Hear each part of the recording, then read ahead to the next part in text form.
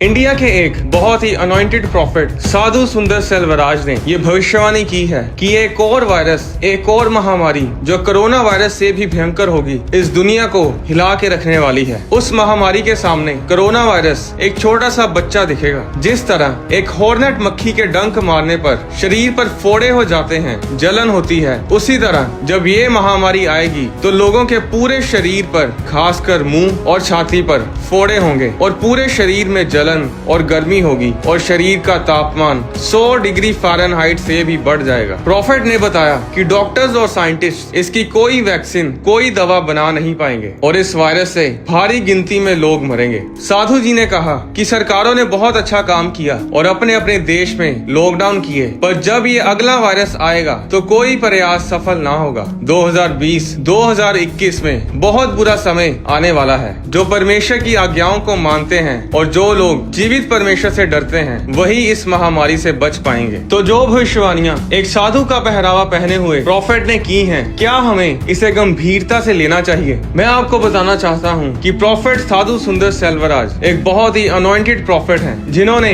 ये कोई पहली भविष्यवाणी नहीं की, बल्कि ऐसी कई भविष्यवाणियां उन्होंने की हैं जो हमेशा पूरी हुई हैं। बाइबल में आमोस अध्याय 3 उसकी 7 में लिखा है कि प्रभु यहोवा अपने दास भविष्यद्वक्ताओं पर अपनी योजना प्रकट किए बिना कुछ भी ना करेगा। आज जो कुछ दुनिया में चल रहा है वो हमारे लिए कोई आश्चर्य की बात नहीं है, क्योंकि ये सब पहले से ही बाइबल में लिखा हुआ है। 2000 साल पहले ये वचन यीशु मसीह ने अपने चेलों को बताए थे कि अंत के दिनों में महामारियां होंगी, जाति पर जाति और राज्य पर राज्य चढ़ाई करेगा और जगह जगह अकाल पड़ेंगे और भूकंप होंगे। अप्रैल 2013 में फिलीपींस में एक प्रार्थना सभा के दौरान साधु जी ने भविष्यवाणी की थी कि फिलीपींस में भूकंप आने वाला है। परमेश्वर ने एक शक्तिशाली प्रचंड तूफान इस देश के लिए रखा है। परमेश्वर का क्रोध समर और लीट आइलैंड्स पर आएगा और ऐसा ही हुआ। 8 अक्टूबर 2013 को 7.2 मैग्नीट्यूड का भूकंप बोहोल आइलैंड में आया और नवंबर 2013 में टाइफून योलांडा यानी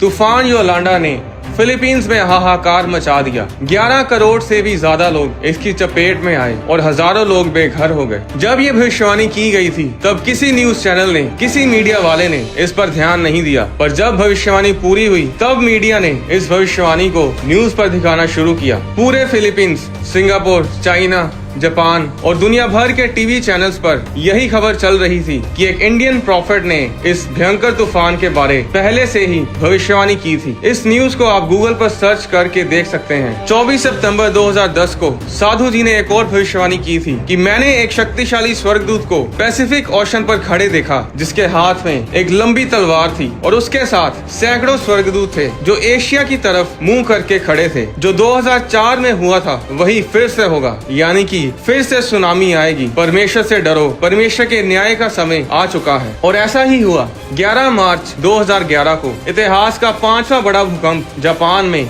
उसी जगह के पास आया जहां प्रॉफिट साधु सुंदर सेल्वराज ने भविष्यवाणी की थी। उस भूकंप के कारण बहुत बड़ी सुनामी उठी, जिसकी ऊंचाई 124 फुट यानी 12 मंजिलों की ऊंचाई तक सुनामी की लहरें जा रही थी, जिसमें 1,20,000 इमारतें तबाह हो गई और 15,000 से भी ज्यादा की संख्या में लोग मरे और 2500 लोग अभी तक लापता हैं। ऐसी बहुत सी भविष्यवाणियां प्रॉफिट सुंदर सेल्वराज ने की हैं जो पूरी हुई हैं। तो क्या ये सुनामी, क्या ये भूकंप परमेश्वर की ओर से हैं? जब जब लोग परमेश्वर से दूर हुए हैं और पाप में बढ़े हैं, तब तब परमेश्वर का न्याय प्रकट हुआ है। जब जब परमेश्वर के लोगों पर सताव हुआ है, जब मासूमों और धर्मी लोगों को मारा गया है, तब परमेश्वर का कोप उस देश, उस जगह, उस नगर, उस जाति पर प्रकट हुआ है। आज मीडिया अपना काम भूल चुका है। मीडिया इतना खराब हो चुका है कि जो खबर उन्हें दिखानी चाहिए उसे वो दिखाते नहीं, कुत्ते बिल्लियों की खबरें दिखाने में व्यस्त रहते हैं।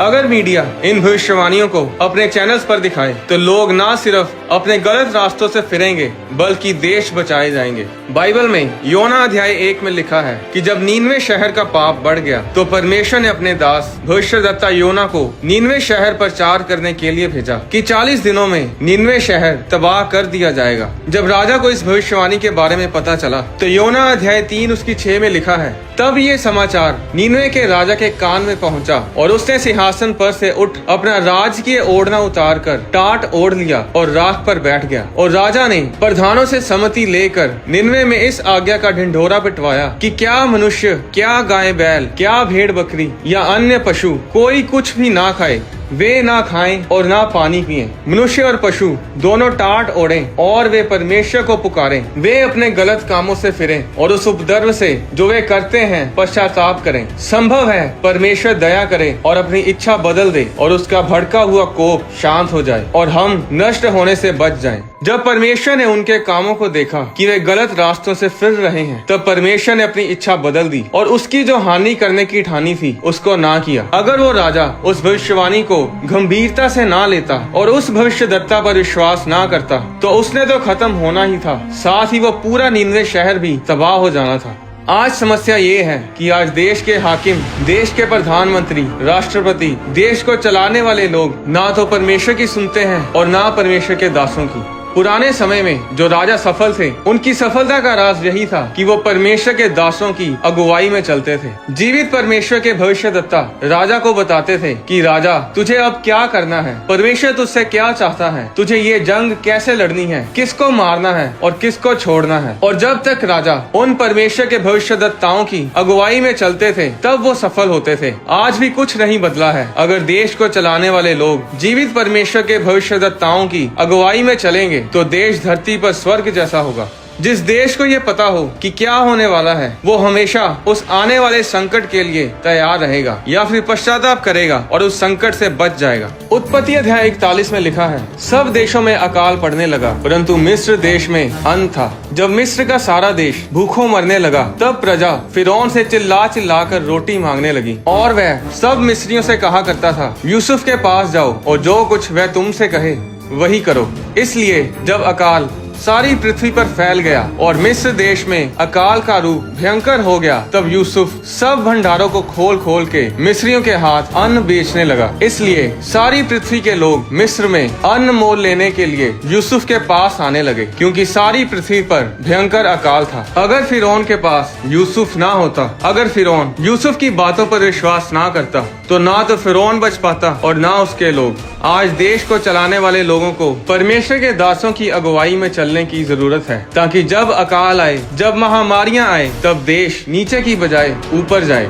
जो टिड्डियों का आक्रमण महाराष्ट्र, यूपी, पंजाब, राजस्थान और जिसे हमने अन्य राज्यों और देशों में देखा, ये कोई नई चीज नहीं है। हजारों साल पहले ये सब होता रहा है और ये परमेश्वर के न्याय का प्रतीक है। उत्पत्ति अध्याय 10 में जब फिरौन ने परमेश्वर के लोगों को आजाद नहीं किया कि वे अपने परमेश्वर की आराधना करें, तो परमेश्वर ने उस देश में टिड्डियों को भेजा जिन्होंने उस देश की सारी फसल को चट कर दिया। ये सब बाइबल में लिखा हुआ है। जो होने वाला है, जो दिन आने वाले हैं, उन सब के बारे बाइबल में लिखा है। बताओ कोई ऐसी पुस्तक जो हजारों साल पहले लिखी गई हो और जिसमें आने वाले कल के बारे में लिखा हो और उसमें लिखी हर एक बात, हर एक भविष्यवाणी पूरी हो रही हो। बताओ कोई ऐसी पुस्तक जिसमें ये बताया हो कि इस युग का अंत कैसे होगा, मरने के बाद इंसान कहाँ जाता है, उसकी आत्मा कहाँ जाती है, स्वर्ग और नर्क क्या है, कब नई धरती बनाई जाएगी, कब इंसान कभी नहीं मरेगा और कब वो परमेश्वर के साथ हमेशा के लिए राज्य करेगा। ये सब बाइबल में लिखा है। आने वाला समय बहुत बुरा है। भयंकर महामारियां, भूकंप, लड़ाई झगड़े, लोग खाने के लिए एक दूसरे को मारेंगे, इंसान एक दूसरे के मांस को खाएंगे। तब ऐसे संकट से कौन बच पाएगा? सिर्फ वही जो परमेश्वर की आज्ञाओं को मानते हैं, जो परमेश्वर के डर में अपने जीवन को व्यतीत करते हैं, जो पाप से दूर रहते हैं। अगर आप मसीह में नहीं हैं, अगर आप यीशु मसीह को नहीं जानते, अगर आप बाइबल को नहीं जानते और मेरी बातों को सुन रहे हैं, तो मैं आपको बताना चाहता हूँ कि सुरक्षा कहीं नहीं है। आज लोग कनाडा में भी वायरस से मर रहे हैं, अमेरिका में भी वायरस से मर रहे हैं। जब परमेश्वर का न्याय प्रकट होता है तो फिर कौन उसके कोप से बच सकता है? सुरक्षा अगर कहीं है तो वो सिर्फ यीशु मसीह में है। अब ध्यान से सुनिएगा, यीशु मसीह कोई धर्म नहीं, परमेश्वर ने कोई धर्म नहीं बनाया, परमेश्वर ने कोई जात नहीं बनाई, परमेश्वर ने इंसान को बनाया है। आप जिस भी धर्म से हैं, जात से हैं, यीशु मसीह आपके धर्म को नहीं, आपके जीवन को बदलते हैं। बाइबल में लिखा है कि चख के देखो यहोवा कैसा भला है। परमेश्वर आप पर दबाव नहीं डालता कि आप उसके पीछे चलें, पर वो ये गारंटी जरूर लेता है कि अगर आप उसके पीछे चलें तो चाहे आप आग में से गुजरें या फिर पानी में से, ना तो आग आपको जला पाएगी ना पानी आपको डुबा पाएगा। अगर आप यीशु मसीह को अपना उद्धारकर्ता ग्रहण करना चाहते हैं तो ये बहुत ही आसान है। मेरे साथ बोलें, परमेश्वर मैंने पाप किए हैं, मैं अपने पापों से तौबा करता हूँ कि मैं दोबारा पाप नहीं करूँगा। यीशु मसीह आप मेरे दिल में आए, मैं आपको अपना उद्धारकर्ता ग्रहण करता हूँ यीशु मसीह के नाम में, आमीन। अगर आप यीशु मसीह के बारे में जानना चाहते हैं, अगर आप जानना चाहते हैं कि आप असल में हैं कौन, आपको किसने बनाया, इस दुनिया को किसने बनाया, सूर्य, चंद्रमा, तारे, आकाश मंडल किसके हाथों की रचना है, तो इन सभी सवालों के जवाब आपको बाइबल में मिलेंगे। आपको बाइबल पढ़ने के लिए किसी रीति रिवाज की जरूरत नहीं। आप इंटरनेट पर ऑनलाइन बाइबल पढ़ सकते हैं। आप अपने फोन में बाइबल ऐप डाउनलोड करके भी बाइबल पढ़ सकते हैं। बाइबल इस दुनिया की सबसे ज्यादा पढ़ी जाने वाली पुस्तक है। एक गाल पे कोई थप्पड़ मारे तो दूसरा उसके आगे कर दो। ये सब आपने मुन्ना भाई की मूवी में देखा होगा कि ये महात्मा गांधी जी के शब्द हैं, पर असल में ये वचन बाइबल में लिखे हुए हैं। गांधी जी बाइबल को पढ़ते थे और बाइबल से ही ये ज्ञान उन्हें प्राप्त हुआ था। आपको बाइबल पढ़ने के लिए अपना धर्म बदलने की जरूरत नहीं। परमेश्वर का अनुग्रह आप सब पर बढ़ता जाए। आने वाली वीडियोस में मैं आपको बताऊंगा कि स्वर्ग के दरवाजे और खिड़कियां कहां पर हैं, स्वर्गदूत कितनी तेज उड़ते हैं। क्या आपका और मेरा कोई स्वर्गदूत है? अगर हमारा स्वर्गदूत है तो वो कैसा दिखाई देता है?